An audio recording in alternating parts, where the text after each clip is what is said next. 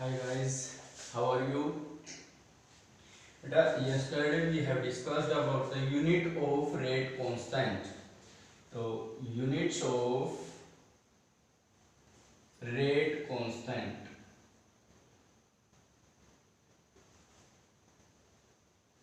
Unit of rate constant में हमने एक एक्सप्रेशन दिया था, आपको जनरल एक्सप्रेशन दिया था जिसके द्वारा आप क्या कर सकते हो, यूनिट बता सकते हो। जैसे कि हमने बताया था K is equal to moles per litre उसकी power 1 minus n second inverse, ये बताया था। एन जहां हमें क्या बताया था, order of reaction. Zero order के लिए हमने एन की जगह जीरो रख दिया था, फर्स्ट ऑर्डर के लिए हमने एन की जगह 1 रख दिया था, सेकंड के लिए हमने 2 रख दिया था, और इस तरीके से हमने पढ़ा था। अब मैं आपको बता रहा हूं कि अगर गैसियस केस है हमारे पास, if reaction is gaseous, if reaction is in gaseous phase, if reaction is in gaseous phase, then K is equal to moles per litre को हम क्या लिखेंगे, यहां पर कंसंट्रेशन की टर्म है मोल्स पर लीटर, तो यहां पर मैं ATM लिख दूंगा। ये प्रेशर के लिए हो गया ATM 1 माइनस एन, और क्या हो जाएगा second inverse.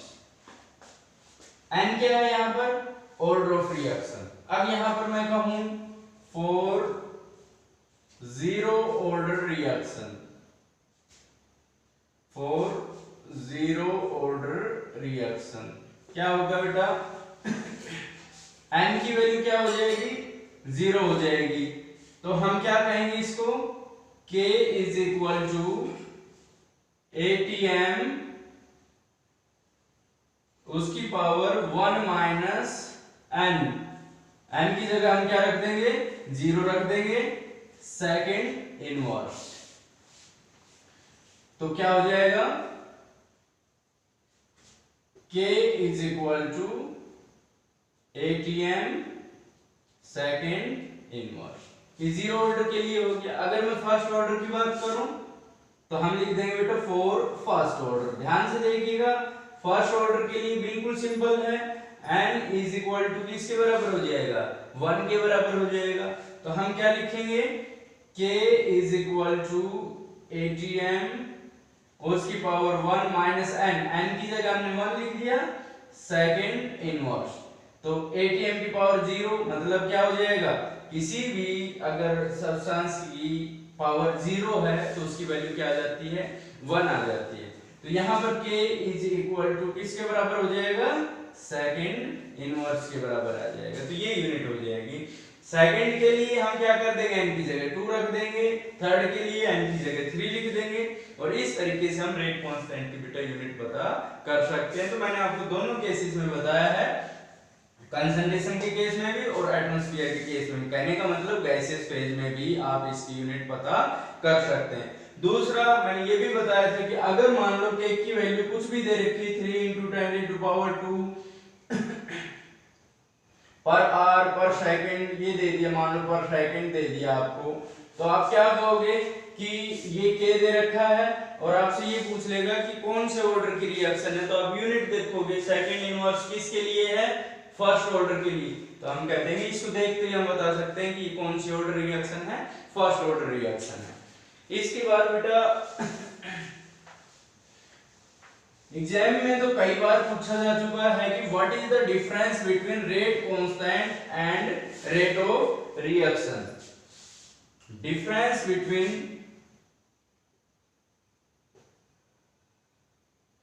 Rate constant and rate of reaction, ये आप आसानी से बता सकते हैं, दोनों चीजें आपकी पढ़ी हुई हैं। जैसे मैं कहूं रेट ऑफ रिएक्शन पे एक साइड लिख लेंगे रेट ऑफ रिएक्शन, और दूसरी तरफ हम क्या लिखेंगे, रेट कांस्टेंट, और ये इनका क्या है, डिफरेंस। तो पहला तो हम इसकी डेफिनेशन लिख देंगे, रेट ऑफ रिएक्शन क्या होती है, स्पीड ऑफ रिएक्शन या change into the concentration of reactant और प्रोडक्ट विद टाइम हो जाएगा। तो हम क्या लिख सकते हैं, rate of reaction is the it is the speed of the reaction, या आप ये लिख सकते हो the speed by which a reactant is converting into the product. Second, rate constant की डेफिनेशन मैंने आपको बताई थी कि rate constant is equal to rate of reaction when molar concentration of reactant is unity. ऐसे नहीं लिखना, आप डेफिनेशन की फॉर्म में लिखोगे, मैंने वैसे बताया है कि rate constant is equal to rate of reaction when molar concentration of the reactant is unity. Second difference आप क्या बताओगे, it depends upon concentration. Rate of reaction किस पे डिपेंड करता है, कंसंट्रेशन पे, जबकि हमने रेट कांस्टेंट का आपको बताया था कि किसी भी रिएक्शन के लिए ये पर्टिकुलर टेंपरेचर पे फिक्स होता है, टेंपरेचर के साथ इसकी वैल्यू वेरी हो जाती है। तो ये किस पे डिपेंड कर रहा है बेटा, टेंपरेचर पे डिपेंड कर रहा है। The third point is rate of reaction की अगर हम यूनिट की बात करें तो आपको पता है यूनिट क्या होती है रेट ऑफ रिएक्शन की, मोल्स पर लीटर पर सेकंड। अगर मैं रेट कांस्टेंट की बात करूं तो what is the unit of rate constant, you know very well, हमने अभी पहले डिस्कस किया था कि जो रेट कांस्टेंट है उसकी यूनिट किस पे डिपेंड करती है, depends upon order of reaction, कि ऑर्डर ऑफ रिएक्शन के लिए अलग अलग होती है, हमने अभी पढ़ा था, फर्स्ट के लिए अलग होती है, सेकंड के लिए अलग होती है। अब आपसे कई बार ये क्वेश्चन पूछ लिया जाता है कि भाई जैसे कौन से ऑर्डर रिएक्शन के लिए रेट कांस्टेंट की यूनिट वही होती है जो किसकी होती है, रेट ऑफ रिएक्शन। तो आपको पता है रेट ऑफ रिएक्शन की क्या होती है, मोल्स पर लीटर पर सेकंड। तो कौन से ऑर्डर के लिए रेट कांस्टेंट की यूनिट भी यही रहेगी। तो आपको पता है कि जो जनरल एक्सप्रेशन था वो क्या था, मोल्स पर लीटर, उसकी पावर हम 1 माइनस n लिखते हैं, सेकंड इनवर्स। अब आप देखिए जीरो ऑर्डर के लिए n की जगह 0 रख देंगे तो मोल्स पर लीटर पर सेकंड वही आ जाएगी। तो हम क्या कह सकते हैं, for zero order reaction rate constant has the same unit as unit of rate of reaction. तो रेट ऑफ रिएक्शन की और रेट कांस्टेंट की यूनिट सेम होती है अगर कौन से ऑर्डर रिएक्शन है, first order zero order reaction है। तो आप ये देखिएगा, इस तरह के क्वेश्चन भी आ जाए तो आपको सॉल्व कर देना है। इसके बाद बेटा नेक्स्ट जो टर्म आती है वो है मोलिकुलैरिटी। व्हाट इज मोलिकुलैरिटी, तो आप लिखोगे मोलिकुलैरिटी।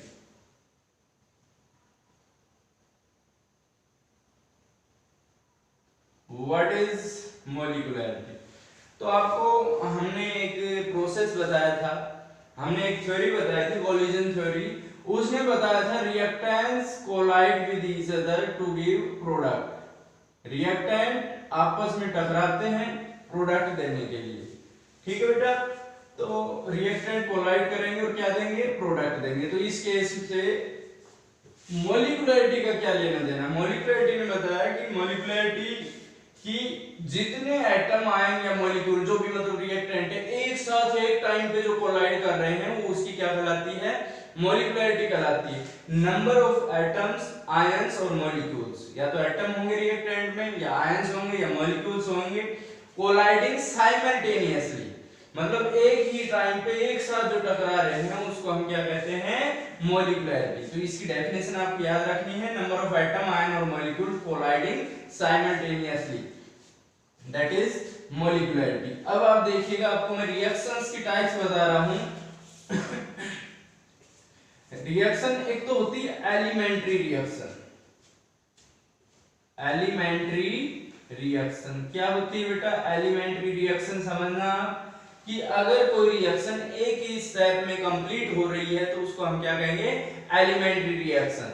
जैसे A प्लस B ने प्रोडक्ट बना दिया, और हमें पता चल गया it takes place only in one step, then it is elementary reaction.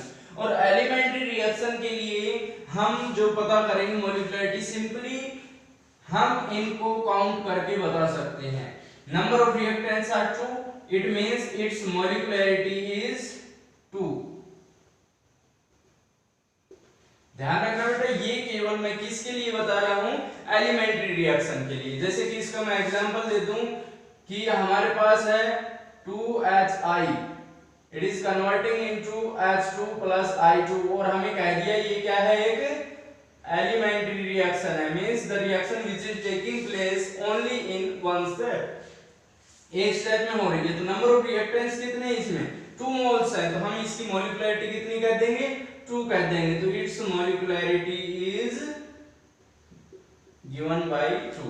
यहां पर मैं एक चीज और क्लियर कर देता हूं, मैंने आपसे एक चीज बताई थी कि by watching a reaction we can not find out its order of reaction. Simply किसी रिएक्शन को हम देख के उसका ऑर्डर नहीं बता सकते, लेकिन अगर हमारे पास कोई एलिमेंट्री रिएक्शन है, हमें बता दिया गया है कि एलिमेंट्री रिएक्शन है, हम आसानी से सिंपली इसको काउंट करके, जैसे मॉलिक्युलरिटी और ऑर्डर ऑफ रिएक्शन उसके लिए क्या रहेंगे, सेम। अगर एलिमेंट्री रिएक्शन है means reaction is taking place only in one step, then we can say that molecularity is equal to order of reaction, और सिंपली हम इसको देख के फिर बता सकते हैं। अगर कोई एक सिंपल रिएक्शन है, इस तरह की रिएक्शन है, we don't know that it is elementary और a complex reaction, then by watching we can't say about that reaction what is its order of reaction। हमने बताया था order of reaction एक experimentally process है, by experiment we can find out it। तो अगर कोई elementary reaction है तो उसके लिए हम मॉलिक्युलरिटी बता देंगे, और मॉलिक्युलरिटी और ऑर्डर ऑफ रिएक्शन क्या हो जाएगी, सेम हो जाएगी। दूसरा आता है कॉम्प्लेक्स रिएक्शन। अगर मैं आपको बताऊं कॉम्प्लेक्स रिएक्शन क्या होती है, कॉम्प्लेक्स रिएक्शन, बेटा ध्यान से देखिएगा। Complex reaction, the reaction which are taking place more than one step, the reaction which are taking place in more than one step, एक स्टेप से ज्यादा स्टेप में अगर हो रही है तो उसको हम क्या कहेंगे, कॉम्प्लेक्स रिएक्शन। अब उस रिएक्शन के एक से ज्यादा स्टेप होंगे, जैसे one step and it is second step, कम से कम 2 स्टेप में होगी, 3 में भी हो सकती है, तो उसको हम कॉम्प्लेक्स रिएक्शन हम कहेंगे। लेकिन इनमें भी फिर स्टेप होंगे, एक स्लो स्टेप होगा और एक कैसा स्टेप होगा, फास्ट स्टेप होगा। अब आप उस चीज को देखिएगा कि स्लो स्टेप और फास्ट स्टेप का क्या मतलब है। हमने आपको बताया था slowest step is rate determining step, जो सबसे स्लो स्टेप होगा बेटा वो रेट के बारे में बताएगा। क्यों बताएगा, ये मैंने लास्ट लेक्चर में आपको बताया भी था, साइकिल की कंपनी का एग्जांपल देके। तो हम जो स्लोवेस्ट स्टेप होगा ये एक तरह से एलिमेंट्री रिएक्शन हो गई, तो स्लोवेस्ट स्टेप की रिएक्शन को देख के हम बता सकते हैं कि उसका ऑर्डर क्या होगा, उसका रेट क्या होगा, क्योंकि अब ये एलिमेंट्री रिएक्शन होगी, हम इसको नहीं देखेंगे, हम फिर इस स्टेप को देखेंगे। देखना आप एक बार, मैं आपको एक एग्जांपल दे रहा हूं। जैसे कि मान लो हम कहते हैं कि मैकेनिज्म क्या होता है किसी रिएक्शन का मैकेनिज्म, तो step by step the reaction taking place is known as mechanism, कि फर्स्ट स्टेप में क्या बना, सेकंड में क्या बना, थर्ड में क्या बना, that is the mechanism of A reaction. जैसे मेरे पास कोई रिएक्शन है 2N2O5 and it is converting into 4NO2 plus O2, ये कोई रिएक्शन है और हमें इसका बेटा रेट दे दिया कि रेट इज इक्वल टू के N2O5। अब हम इसको देख के कह सकते हैं कि ये एक एलिमेंट्री रिएक्शन नहीं है, ये एक कॉम्प्लेक्स रिएक्शन है। अगर ये एलिमेंट्री रिएक्शन होती तो 2 पावर में चला जाता, इसका ऑर्डर 2 में रहता। क्यों? क्योंकि यहाँ पर 2 है, लेकिन रेट दे रखा है, ये इसकी पावर है 1। It means it is a first order reaction. इसका मतलब रिएक्शन एक स्टेप में टेक्स प्लेस नहीं कर रही है, it is in more than one step. तो हम इसका बेटा लिखते हैं मैकेनिज्म, कि इस रिएक्शन का मैकेनिज्म क्या होगा।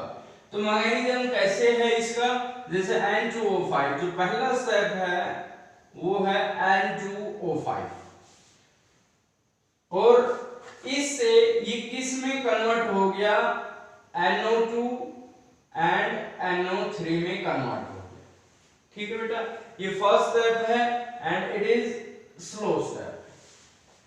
अब इसके बाद जो सेकंड स्टेप होगा वो आप देखो कैसे लिखोगे, वो आप इसको मद्देनजर देखते हुए आप लिखोगे कि N2O5 2 है।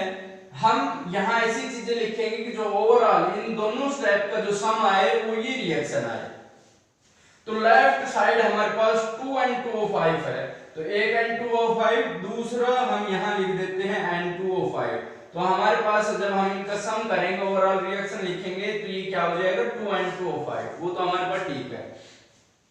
फिर हमारे पास प्रोडक्ट में क्या आना चाहिए 4NO2, तो यहाँ पर कितना है हमारे पास NO2, ठीक है।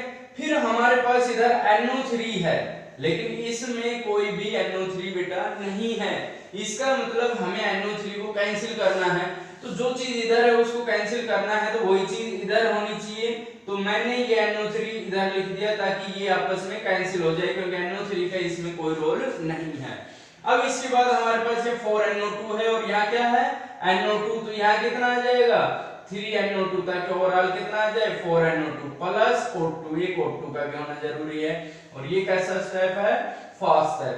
अब अगर बेटा जो मैकेनिज्म है हम इसका ओवरऑल देखेंगे तो वो यही आता है। अब आप देखना कि ये स्लो स्टेप है, ये फास्ट स्टेप है, तो हम इसका रेट कैसे लिख सकते हैं। हम इसका रेट लिखेंगे, रेट इज इक्वल टू के स्लोवेस्ट स्टेप उठाएंगे हम, रिएक्टेंट है N2O5, N2O5 1 है, यहाँ स्टोइकियोमेट्रिक कोएफिशिएंट 1 है, तो पावर में 1 चला जाएगा। बेटा मैंने आप लोगों को बताया था कि स्टोइकियोमेट्रिक कोएफिशिएंट पे ऑर्डर ऑफ रिएक्शन डिपेंड नहीं करती, लेकिन यहाँ मैं खुद कह रहा हूँ कि यहाँ 1 आ जाएगा, स्टोइकियोमेट्रिक कोएफिशिएंट 1 है। ये इसलिए because it is elementary reaction, इस केस में ये एलिमेंट्री है। स्लोवेस्ट स्टेप से हमें रेट का पता चल जाएगा, तो रेट ये हो गया, ऑर्डर का हमें पता चल गया, कौन से ऑर्डर हो गई ये फर्स्ट ऑर्डर रिएक्शन।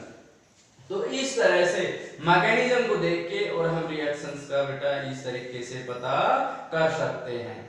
अब चलिए हम सेकंड एग्जांपल लेते हैं और उससे ऑर्डर ऑफ रिएक्शन हम कैसे निकालते हैं। अब आप देखना इसमें जो था रिवर्सिबल रिएक्शन कोई सी भी नहीं थी, तो ये सिंपल सा फंडा है, अगर रिएक्शन रिवर्सिबल आपको नहीं दे रखी है तो आप स्लो स्टेप को उठाएंगे और उससे आप रेट का पता करेंगे। स्लो स्टेप ये है, रेट ये हो गया। अब मैं आपको एग्जांपल दे रहा हूं कि मान लो हमारे पास रिवर्सिबल दे रखा है कुछ भी, तो उसका मैं आपको एक एग्जांपल देके और फिर बताता हूं कैसे।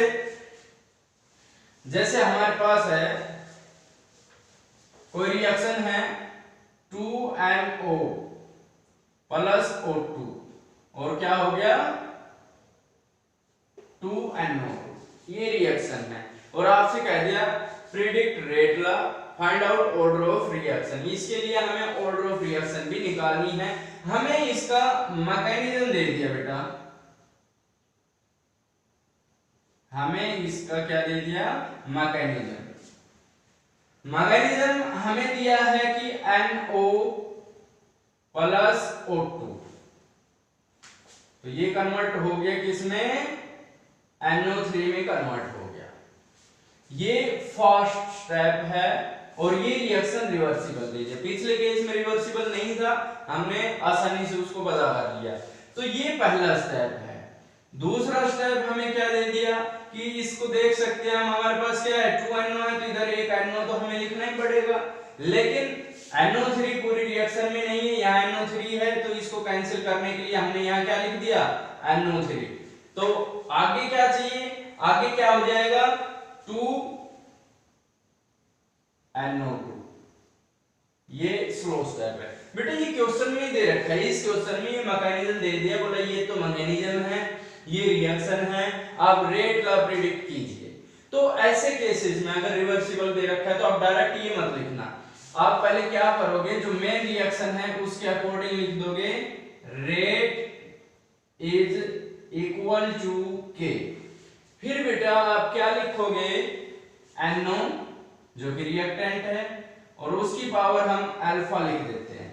क्योंकि हमें पता है ऑर्डर डायरेक्ट स्टोइकोमेट्रिक कोएफिशिएंट नहीं लिख सकते, क्योंकि ये क्या है, कॉम्प्लेक्स रिएक्शन। देखो आप दो स्टेप में टेक्स प्लेस कर रही है, और यहाँ O2 लिख दिया और इसका हमने लिख दिया पावर क्या, बीटा। हमें नहीं पता इनकी कितनी वैल्यू है। फिर हम ये लिखेंगे from slow step. Slow step देखिए आप, ये है हमारे पास NO प्लस O2। हमें सॉरी ये फास्ट स्टेप है। स्लो स्टेप देखिए हमारे पास है rate is directly proportional to NO, coefficient कितना है 1, पावर में कर दिया। यहां हमने 2 पावर में नहीं किया क्योंकि ये कॉम्प्लेक्स रिएक्शन थी। ये एक ही स्टेप है, एलिमेंट्री पार्ट है ये इसका, तो इसमें हम स्टोइकोमेट्रिक कोएफिशिएंट देखेंगे। यहां पर क्या है, NO3 है और इसका पावर 1 है। अगर ये रिवर्सिबल नहीं होती तो हम इसको ऐसे ही लिख देते। आप देखो हमें रिवर्सिबल दे रखा है, तो हम क्या करेंगे इस केस में बेटा, हम रेट देखेंगे, NO पे डिपेंड कर रहा है। रिएक्शन में NO था, इसमें भी NO है, तो यहाँ अल्फा की वैल्यू 1 हो गई, सिंपल सा है। लेकिन हम देखेंगे कि NO3 का तो यहाँ कोई रोल है ही नहीं, NO3 तो इसमें है ही नहीं, तो हम यहाँ से NO3 को हटाना चाहेंगे। हम यहाँ से हटाएंगे NO3 की, तो उस केस में हमें फास्ट स्टेप लेना पड़ेगा, और ये क्या है, रिवर्सिबल रिएक्शन है। तो रिवर्सिबल रिएक्शन के लिए हम क्या करते हैं बेटा, आप देखना के इक्विलिब्रियम कांस्टेंट के पढ़ा था हमने 11th में, क्या होता है, concentration of product upon concentration of reactant. तो हम लिखेंगे के इक्विलिब्रियम क्या हो गया, NO3 upon NO upon O2। अब बेटा हमें किसकी वैल्यू लिखनी है, NO3 की, तो यहां से हम NO3 की वैल्यू निकालेंगे। तो value of NO3 is equal to, ये इधर आके प्रोडक्ट में हो जाएंगे, K equilibrium into NO into O2, ये लिख दिया हमने। अब यहाँ जो NO3 है उसकी जगह हम ये वैल्यू रख देंगे, तो ये हो जाएगा rate is directly proportional to, अब देखना इज इक्वल टू K लिख दूं, यहां पर क्या है, K इक्विलिब्रियम NO, और NO3 जो है उसकी जगह मैं लिख रहा हूं NOO2, NO एंड O2। तो अब आप देखिए इसको K इंटू K इक्विलिब्रियम को मैं लिख देता हूं, rate is equal to K dash लिख दिया मैंने इसको, और क्या लिख दिया, NO की पावर 2 हो गया, NO और NO तो पावर 2 हो गई, और O2, तो ये असली रेट हो गया। आप देखो अल्फा की वैल्यू 2 हो गई और बीटा की वैल्यू कितनी हो गई, 1, तो ये रेट एक्सप्रेशन हो गया। और अगर यहां से हम ऑर्डर फाइंड आउट करें तो ऑर्डर ऑफ रिएक्शन कितना हो गया, 2 + 1 दैट इज 3, तो ये कौन सी ऑर्डर हो गई, order of reaction is 3, third order हो गया, ऑर्डर इज 3। तो इस तरह से आप क्वेश्चन आसानी से सॉल्व कर सकते हैं। ऐसे क्वेश्चन पे आपको फोकस करना है, ऐसे क्वेश्चन का आपको ध्यान रखना है। तो इस तरह के मैं और भी एग्जांपल आपको बताऊंगा, आपको ऐसे क्वेश्चंस मैं दूंगा, वो आपको ध्यान रखने हैं, ठीक है। तो बेटा अब इसके बाद मैं चलता हूं नेक्स्ट टॉपिक पे। नेक्स्ट टॉपिक है integrated rate law, integrated rate law for zero order reaction, for zero order reaction. अब देखना बेटा, मान लो हमने एक कोई रिएक्टेंट लिया था और वो किस में कन्वर्ट हो रहा था, प्रोडक्ट में, तो हम कैसे लिखते हैं रेट इसका, हम इसका रेट लिखते हैं, rate is directly proportional to a की पावर n। n क्या है, ऑर्डर ऑफ रिएक्शन, अगर हमें उस समय नहीं पता। रेट कैसे लिखा था हमने, minus change into the concentration of reactant that is a with change in time, is equal to proportionality constant k, और a की पावर क्या हो गई, 0, for zero order reaction, for zero order reaction. अब आप देखिए a की power 0, इसकी वैल्यू तो 1 हो जाएगी, तो मैं लिख दूं minus dA upon dt is equal to k, ऐसे लिख दिया है मैंने। तो मैं इसको लिख सकता हूं minus dA is equal to k dt, dt उधर जाके प्रोडक्ट में चला गया। मैं इसको कैसे लिख सकता हूं कि dA is equal to minus k dt। अब मैं इसका इंटीग्रेशन कर देता हूं, integrated on both side, integrated on both sides. अगर बेटा मैं दोनों तरफ इसका इंटीग्रेशन करता हूं तो आप देखिएगा कि dA is equal to minus K, तो कांस्टेंट है, dt। तो dA का जो इंटीग्रेशन है वो तो कितना आ जाता है, a आ जाता है, dx का x होता है, dA का क्या हो जाएगा a माइनस k, और dt का क्या हो जाएगा t, और प्लस में हम लिख देते हैं I लिख दें या c, that is integration constant. अब इसको, ये एक एक्सप्रेशन आया हमारे पास, इसको मैंने दे दिया इक्वेशन फर्स्ट का नाम। इसके बाद बेटा मैं कह दूं कि if t is equal to 0 means time 0 है। टाइम 0 का मतलब हम लोग समझते हैं कि जब रिएक्शन स्टार्ट ही नहीं हुई है, तो उस केस पे जो कंसंट्रेशन है उसको हम क्या कह देते हैं, A नोट कह देते हैं। इनिशियल कंसंट्रेशन को नाम दे दिया हमने A नोट। तो अब आप देखिएगा कि जब टाइम 0 है तो एक को हम क्या लिख सकते हैं, A naught is equal to, जब टाइम 0 है तो t की वैल्यू 0, ये कंप्लीट क्या हो जाएगा 0, इज इक्वल टू क्या बच गया I। अब इस I की वैल्यू इक्वेशन फर्स्ट में रख दीजिए, putting the value of I in equation first. अब ये हमारे पास क्या हो गया A, देखना A is equal to minus k t plus I, और I की जगह हम क्या लिख रहे हैं, A नोट। ये वैल्यू हमने यहां से लिखी है बेटा, I is equal to A naught. तो I जहां था वहां हमने A नोट लिख दिया है।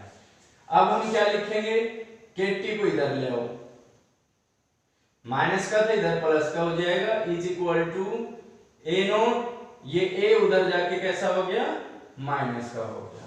यहां से मैं अगर t की बात करूं तो t के डिवाइड में चला जाएगा, A note minus A upon K, ये एक्सप्रेशन आया। अब यहां मैं एक टर्म और बता रहा हूं आपको, half life period. Half life period क्या होता है बेटा, half life period, the time in which half of the reactant converted into the product. मान लो कोई रिएक्टेंट है 10 ग्राम है, प्रोडक्ट बनना शुरू नहीं हुआ है, t 0 है। अगर टाइम t पे तो t हाफ क्या होगा, जब 5 ग्राम इधर रह जाए और 5 ग्राम का क्या बन जाए, product, means half of the reactant is converted into the product, उसको क्या कहते हैं, हाफ लाइफ पीरियड, और इसको रिप्रेजेंट हम t हाफ से कर देते हैं। तो आप देखिएगा यहां t की जगह अगर मैं t हाफ लिख दूं, ठीक है, तो मैंने t हाफ लिख दिया, मींस हाफ लाइफ पीरियड है ये 50%, इसको t 50% भी हम कह सकते हैं, ऐसे रिप्रेजेंट कर सकते हैं।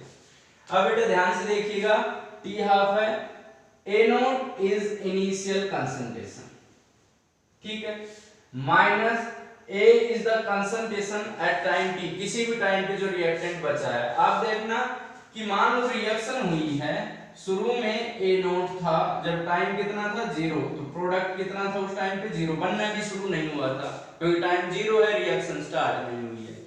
अब बेटा मैं कहूं कि अगर t उस समय t हाफ है, t half is the time eight which half of the reactant converted into the product, तो यहां कितना बचा बेटा, A नोट बाई 2, और उधर कितना चला गया, A नोट बाई 2। तो टाइम पे जो कंसंट्रेशन बची है वो हम यहां लिखते हैं ये, तो कितना बचा है हमारे पास, t हाफ के टाइम पे हमें पता है A नोट का आधा बचा है, तो हमने यहां A नोट का आधा लिख दिया, A naught by 2 upon K।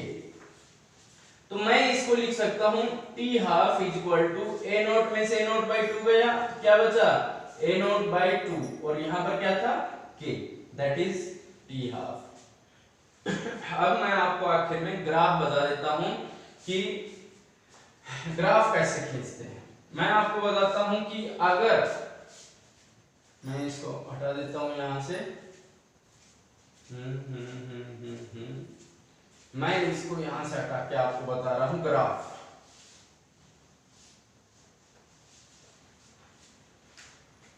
मैं बताऊं रेट वर्सेस कंसंट्रेशन ग्राफ हम खींचे तो बेटा सिंपल सा है, इधर अगर रेट है और इधर कंसंट्रेशन है तो ये पैरेलल लाइन होगी, मींस कोई इफेक्ट नहीं है, कंसंट्रेशन बढ़ रही है घट रही है, रेट बढ़ रहा है घट रहा है, कोई इफेक्ट नहीं है, because rate does not depend on concentration in case of zero order reaction. ये ध्यान रखना हर एक के लिए नहीं है, ये किसके लिए है, जीरो ऑर्डर रिएक्शन के लिए है।